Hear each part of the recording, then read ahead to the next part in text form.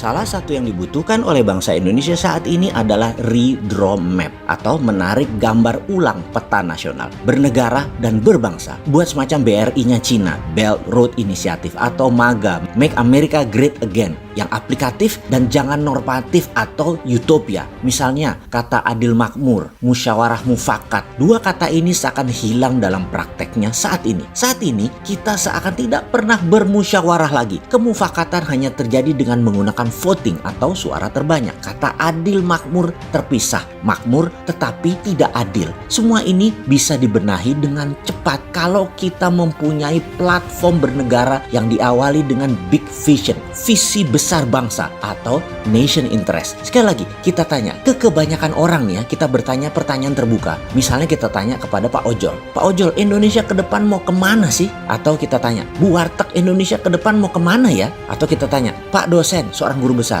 Pak, Indonesia mau kemana ke depannya? Jenderal bintang 2, polisi kita tanya, Indonesia mau kemana ya? Anggota DPR pusat kita tanya, Indonesia mau kemana Pak? Menteri pejabat sekarang kita tanya, sebenarnya Indonesia mau kemana sih? Kita tanya kepada oligarki saat ini, Indonesia menurut Anda mau kemana arahnya? Kita tanya guru SD, kita tanya tukang penjaga rel kereta api, kita tanya nelayan motor tempel 1, kita tanya petani penggarap sawah orang, kita tanya penyadap karet, kita tanya peladang, kita bertanya dengan pertanyaan yang sama. Samakah jawaban mereka semua? Kalau beda, ada masalah dengan berbangsa pada saat ini. Kalau ditanya jujur menurut saya, hanya 2 presiden Indonesia memberikan nation interest yang clear kepada seluruh rakyat. Jadi waktu ditanya, jawabannya 80% lebih mungkin akan sama, yaitu Pak Karno dengan visinya kemerdekaan, anti-imperialisme dan Indonesia menjadi pemain global. Pak Harto dengan repelitanya. Disinilah kita ingin mengingatkan tentang pentingnya memiliki nation interest. Untuk membuat nation interest kita harus punya platform bernegara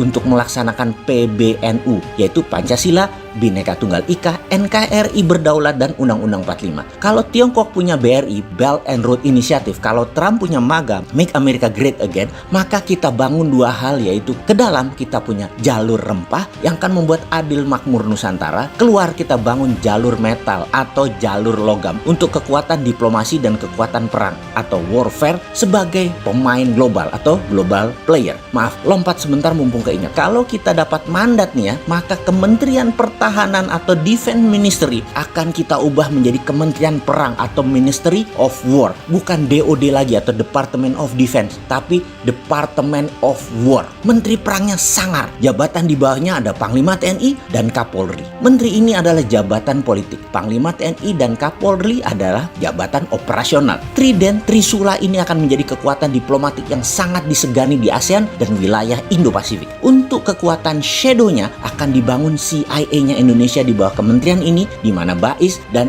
Baintelkam Polri di bawah Pusat Intelijen Indonesia yang kita akan buat ini. Namanya PII kalau disingkat. BIN adalah FBI-nya Indonesia, usernya presiden. Keduanya bertemu di NSC, National Security and Defense Council versi Indonesia. Men in Black-nya versi Indonesia. Jadi semua satu suara, satu arah, seiring sejalan Indonesia berdaulat. Kembali ke topik. Sebagai bukti untuk membangun power atau kekuatan diplomasi, maka dengan sumber daya alam yaitu thorium, kita akan bangun reaktor thorium untuk PLTN, pembangkit listrik tenaga nuklir berbahan baku thorium. Kita akan bangun 10.000 megawatt. Di mana? Di Kepulauan Bangka Belitung. Di mana listriknya nanti akan diberikan ke Singapura dan Malaysia 60%-nya dengan harga yang sangat murah. Apa untungnya buat kita? Di sisi baliknya, Singapura harus membuka semua dokumen bank rekening warga Indonesia di Singapura. Untuk Malaysia, kita akan bagi hasil untuk memajaki atau memberi asuransi keselamatan dan kebersihan jalur niaga kapal laut yang akan melewati Selat Malaka. Listrik Indonesia akan murah karena tidak pakai batu bara lagi. 80% listrik Indonesia berbasis thorium dalam 20 tahun ke depan.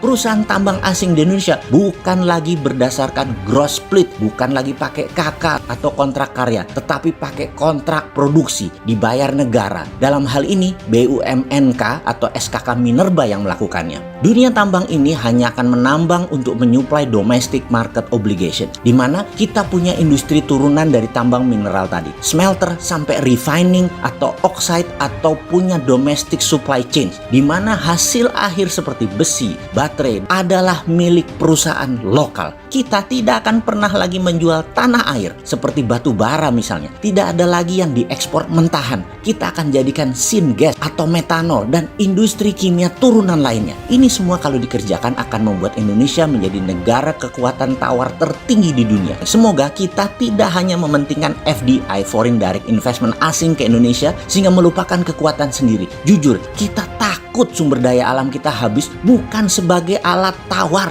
tetapi buat cari makan.